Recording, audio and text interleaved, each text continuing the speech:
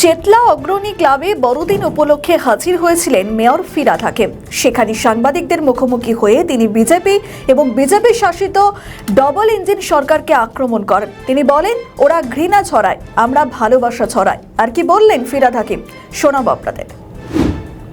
দল বা যারা বিজেপি শাসিত ডবল ইঞ্জিন, তারা ধর্ম অন্ধতাকে পথে এমন এগিয়ে যাচ্ছে যে যেখানে মানুষে মানুষে বিদ্বেষ সৃষ্টি হচ্ছে। বিদ্বেষ সৃষ্টি হবে না। আমাদের বাংলা হচ্ছে চৈতন্য দেবের জায়গা, যেখানে আমরাও বলি মেরেছ কলসির কানা, তাই বলে কি প্রেম দেব না।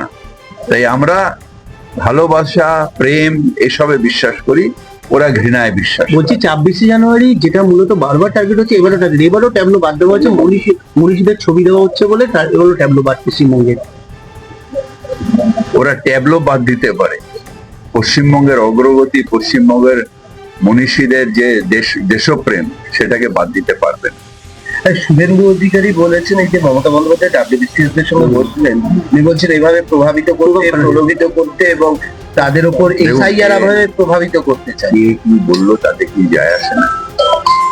আমাদের হেড অফ দি স্টেট, আমাদের স্টেটের যারা কর্মচারী আছেন, তাদের উৎসাহ সবসময় দিতে থাকবেন এবং দ্বিতীয় দেওয়া উচিত।